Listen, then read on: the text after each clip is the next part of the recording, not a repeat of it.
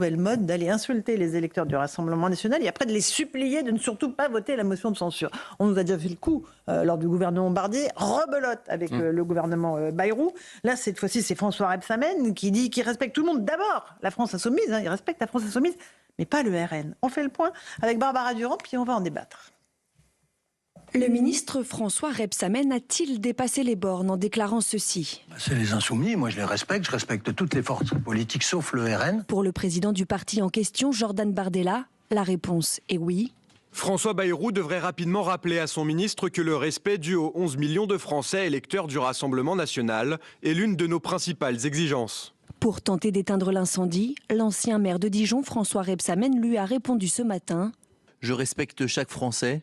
En revanche, je ne respecte pas les idées du RN, je les combats. Un rétropédalage nécessaire lorsque, comme le rappelle Violette Spilbou, députée Ensemble pour la République du Nord, on connaît le point de vue de François Bayrou. Je crois qu'il a, lui, été très clair sur sa position par rapport à l'ensemble des présidents de groupe. Le respect, il a même cité le geste de serrer la main à chacun des parlementaires. La ministre de la Santé et du Travail, Catherine Vautrin, ainsi que Benjamin Haddad, ministre délégué chargé de l'Europe, sont unanimes sur le comportement de François Rebsamen. Vous savez, je crois qu'il est important que nous respections chacun des électeurs et donc chaque élu doit être respecté. Encore une fois, je respecte tous les Français, je respecte leurs représentants. Donc vous n'êtes pas d'accord avec cette phrase ? Non, je ne suis pas d'accord avec cette phrase. Après avoir prôné hier dans son discours de politique générale la réconciliation, François Bayrou va devoir remettre de l'ordre au sein de ses rangs, et ce, s'il veut éviter la menace d'une motion de censure brandie par le Rassemblement national. La question qu'on se pose, honnêtement, c'est combien de temps va durer ce cirque ? Combien de temps vont-ils dire qu'ils ne respectent pas ni le RN ni ses électeurs ? Puis après supplier surtout, pas de motion de censure, on veut garder nos postes, on veut garder nos voitures à cocarde, comme dirait Pascal Praud, Gauthier Lebret. Je n'arrive honnêtement pas à comprendre, quand vous avez été maire pendant des années, quand vous avez déjà été... Absolument, de Dijon. Quand vous avez déjà été ministre, en l'occurrence de François Hollande, ministre du Travail, quand donc vous avez un passé politique, comment vous pouvez faire une telle erreur ?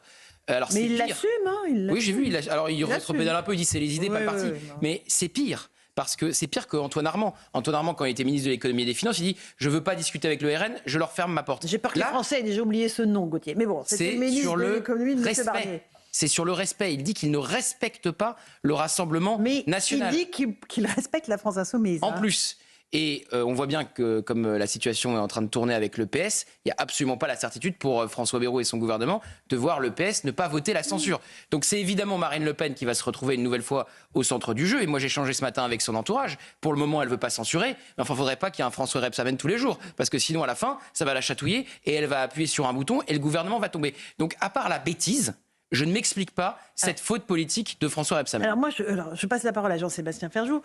Monsieur Rebsamen, c'est un socialiste. Son corpus idéologique, il n'a pas varié. Quand il dit qu'il respecte la France insoumise, mais pas le RN, il dit ce qu'il pense. Excusez-moi, il est au plus près de ce qu'il pense et ce qu'il a fait sur le terrain. C'est bien cela, Jean-Sébastien. Oui, mais du reste, il a le droit de le penser. Après, la question, c'est quelle est la logique de participer à ce gouvernement-là dans ce contexte-là. La voiture à cocarde. Mais voilà, mais vous savez, il y a des universitaires qui ont travaillé sur des études très intéressantes sur la polarisation affective. La polarisation affective. Vous avez la polarisation des gens. Non, mais on en parle beaucoup à l'heure actuelle sur les réseaux sociaux, dans la vie politique. Vous savez, de l'hostilité de gens qui ne se supportent plus entre eux et qui ne supportent plus les opinions différentes.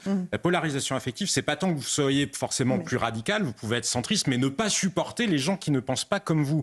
Et effectivement, François Rebsamen, comme beaucoup de gens à l'heure actuelle qu'on a entendu, qui se soucient à tout prix des biais qu'il y aurait dans X ou X algorithmes, en ne prenant jamais la peine de penser aux biais qu'il y a dans le système d'éducation nationale français. Oui, mais ça explique beaucoup de choses. Mais pourquoi il vient dans ce gouvernement ? Cette gauche-là, cette gauche morale-là, entre guillemets, et rappelons qu'à Dijon, le bilan de M. Rebsamen en matière de complaisance avec l'islamisme est particulièrement accablant, comme ça a été établi dans un certain nombre d'enquêtes que nous avons publiées notamment et sur lesquelles a travaillé Emmanuel Razavi.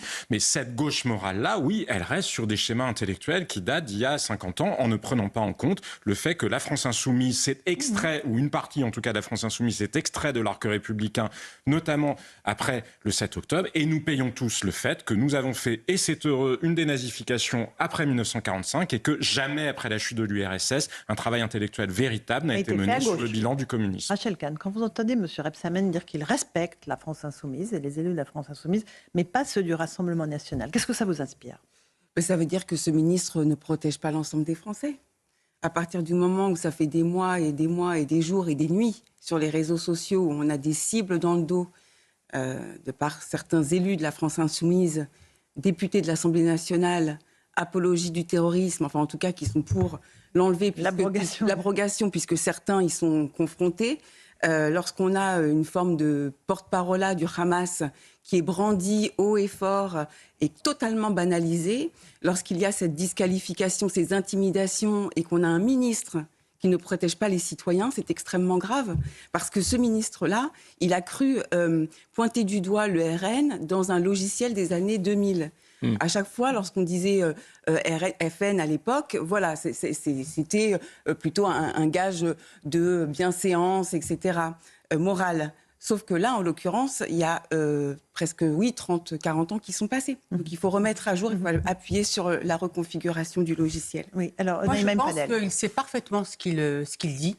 D'accord. Effectivement, il est parfaitement au courant du comportement de LFI, que LFI, effectivement, n'a pas marché lors de cette manifestation contre le 7 octobre, contre ces actes antisémites. Ils n'ont pas marché, il n'a pas marché, lui non plus, et qu'aujourd'hui, effectivement, le discours qu'il tient, c'est un discours qui est en phase complètement avec aussi son idéologie. Je suis persuadée... Et son électorat. Parce qu'il parle de respectabilité. C'est ça qui est grave. Et il dit sur le RN, je ne les respecte pas. Jusqu'à aujourd'hui, le RN a été exemplaire. Il a marché avec les Juifs de notre pays pour les soutenir par rapport au 7 octobre. Ils ont montré qu'aujourd'hui, ils n'étaient plus dans le logiciel du FN. Donc, il est temps de sortir de tout ça parce qu'en fait, on a envie de leur dire... C'est fini, on n'est plus dupes.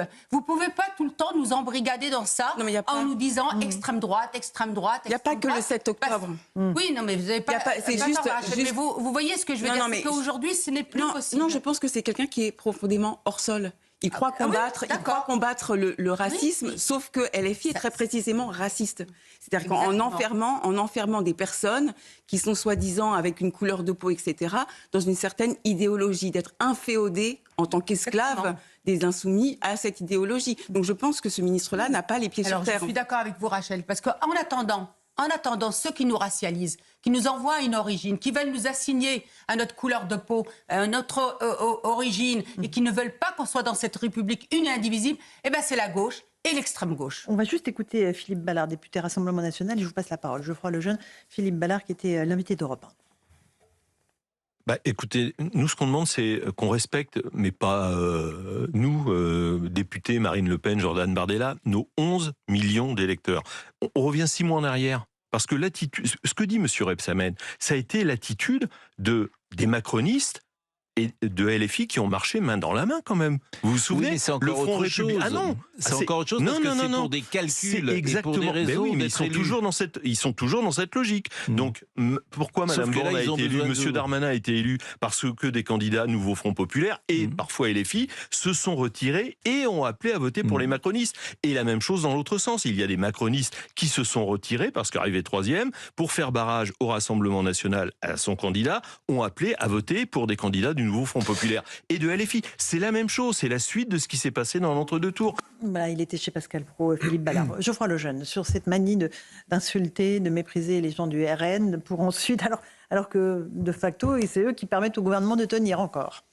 Écoutez, je vais essayer de répondre à votre question, puis à celle qui a été habilement posée par l'excellent Gauthier tout à l'heure. Mais si on peut pas expliquer, parce que c'est pas quelqu'un d'idiot, Monsieur Rebsamen, si on peut pas expliquer par la bêtise cette déclaration, il y a forcément une autre raison. Moi, je pense que, en fait, il a intégré, digéré le logiciel qui a régi la vie politique française pendant 40 ans. En fait, je vais vous proposer une lecture de notre vie politique depuis 4 ou 5 décennies. En fait, depuis que Jean-Marie Le Pen fait de la politique. Et d'ailleurs, son décès est venu nous le rappeler, parce qu'on a entendu beaucoup de choses et on a vu beaucoup de choses à cette occasion. Je pense que finalement, le positionnement par rapport au RN a été la matrice principale de ce qui s'est passé depuis maintenant 40, peut-être même 50 ans. C'est-à-dire que la gauche s'est maintenue au pouvoir parfois grâce à l'existence du Rassemblement National, parce que dans des élections, alors qu'elle était minoritaire, elle gagnait parce que la droite et le RN ne s'alliaient pas. La droite s'est positionnée par rapport au Rassemblement National, son discours, son logiciel a évolué vers le centre, notamment avec la création de l'UMP en 2002, parce que c'était par rapport à Jean-Marie Le Pen, à sa présence au second tour de l'élection présidentielle.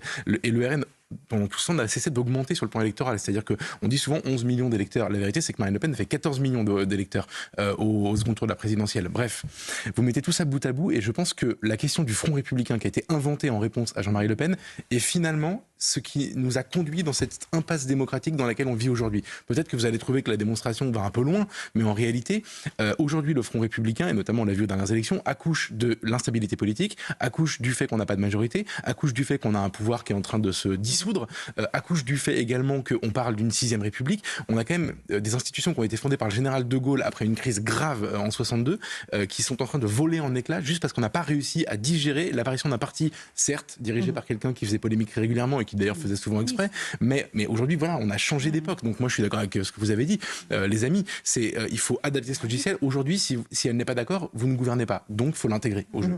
Gauthier Lebret, là, on ne va pas vers une motion de censure du RN. C'est pas le bon timing pour le RN. Oui, enfin, ça, c'est pas le bon timing non plus. Il dit ça à 48 heures d'une motion de censure. Il faut quand même être un génie pour dire ça à 48 heures d'une motion de censure où il ne faut pas vexer Marine Le Pen. On le sait. Là, elle aurait l'argument parfait. Là, je suis Marine Le Pen. Vous avez l'argument parfait pour dire, c'est Jordan Bardella qui l'a fait, pour dire à vos électeurs, écoutez. Alors, elle ne l'avait pas fait après la sortie d'Antoine Armand, le feu ministre de Michel Barnier l'avait appelé. Là, moi, je suis François Bayrou, j'appelle Marine Le Pen. Oui. Alors, il y a eu le recadrage de la porte-parole du gouvernement, Sophie Primas. Tout de suite, elle a dit attention. Voilà, on a bien compris que c'était une déclaration isolée d'un seul membre du gouvernement, puisque on l'a vu dans le sujet, Catherine Vautrin, Benjamin Haddad ont aussi pris leur distance avec François Rebsamen. Mais de manière cartésienne, vous êtes ministre. Vous avez cette idéologie de gauche, anti-FN, anti-RN. Il n'y a pas de surprise. Non, mais il n'y a pas de surprise. La surprise, c'est de le dire. La surprise, c'est de le dire qu'ils le pensent. Bon, très bien. Mais qu'ils le disent, alors qu'il est sous le joug du RN, qu'il a 48 heures d'une motion de censure. Excusez-moi. Alors, il y a l'explication, évidemment, faite par Geoffroy sur les décennies qui viennent de s'écouler. Mais se faire plaisir comme ça, lâcher ça comme ça... Non, mais bien sûr, mais après on Dernier mot, après on écoute Monsieur Wauquiez. Elisabeth Borne l'avait dit aussi, Emmanuel Macron l'a dit dans d'autres circonstances. Enfin, ça n'a rien de très nouveau. Avant l'Assemblée nationale qu'on a aujourd'hui. Mais moi, je suis d'accord avec ce que disait Geoffroy tout à l'heure. Nous n'avons la sphère politique française n'a jamais su digérer le Front National ou le Rassemblement National, et ça a à voir avec ce que je vous disais par ailleurs. Les deux se conjuguent, se combinent avec le fait que nous n'ayons jamais tiré le bilan du communisme, parce que c'est quand même une réalité, parce que les schémas mentaux qui sont dans la mesure où il y a des gens qui se revendiquent toujours d'une idéologie qui a fait des dizaines de millions de morts. Peu importe que cet été au nom du bien. Les nazis, dans leur esprit, le faisaient au nom de ce qui leur apparaissait être le bien à eux, même si ça nous paraît évidemment éminemment criminel et complètement dingue. Mais ça n'est pas parce que l'objectif est dingue que l'intention des gens, elle, ne voulait pas viser quelque chose de mieux pour l'espèce humaine. Donc ce bilan-là devra être fait, parce que sur l'université, est-ce que vous savez que la chaire de la Révolution française au Collège de France n'a jamais cessé d'être occupée par un communiste? Donc toute l'histoire toute l'idée que nous faisons de notre propre histoire, les programmes scolaires français, c'est la même idéologie. Regardez Patrick Boucheron qui se revendique finalement, qui se fiche un peu de la rigueur universitaire, qui a participé à l'élaboration de la cérémonie d'ouverture des Jeux Olympiques, qui se moque un peu de la rigueur universitaire en disant ce qui compte, c'est le combat idéologique. Mais aussi longtemps que nous céderons face à ça et que la droite cédera face à ses intérêts. François Rebsamen, il existe parce que depuis des décennies, la droite... On écoute juste Laurent Wauquiez, l'invité de Sonia Mabrouk ce matin sur CNews et Europe 1, qui dénonce le comportement inadmissible des élus de la France Insoumise, précisément. Je vais vous dire malheureusement ce qui m'a moi le plus marqué. C'est le gigantesque désordre de cet hémicycle, avec le comportement absolument inadmissible des députés de la France Insoumise, qui hurlent, qui vocifèrent, qui interrompent. Alors à l'écran, les téléspectateurs ne le voient pas parce qu'il n'y a pas le son. Mais la réalité, c'est qu'il y a une cacophonie qui est une honte. Je pense qu'on ne dénonce pas suffisamment, dans le débat politique, dans le débat médiatique, le danger que représente pour la République la France Insoumise. On a quand même affaire, je l'ai dit, dans l'hémicycle, ce sont les seuls à avoir ce comportement à ce point-là. On a affaire à un parti qui propose d'enlever l'apologie du terrorisme. On a affaire à une formation politique qui tient des propos ouvertement antisémites. On a affaire à des gens qui ont choisi de rompre avec la laïcité. Et je trouve qu'il y a une espèce de complaisance. Monsieur Mélenchon est un danger pour la République. Un dernier mot là-dessus, Naïma Mfadel. Non, puis c'est cette personne-là, ce groupe politique qui est respecté par M. Rebsamen. En premier lieu. Voilà. Mais M. Rebsamen l'a probablement dit aussi. Peut-être, oui, il y a une part d'absurdité à le dire, alors qu'il y a l'épée de Damoclès du RN, même si on voit bien qu'ils n'ont pas l'air partis pour voter la censure. Maintenant, peut-être, la question se posera-t-elle au moment du budget. Mais il le dit aussi pour rassurer et attirer les socialistes en disant « Mais regardez, même si vous veniez soutenir François Bayrou, vous n'êtes pas en train de vous compromettre avec le fascisme. Enfin, » L'idée qu'il se fait, lui, évidemment, du fascisme. C'est aussi un calcul politique. Petite pause, on se retrouve.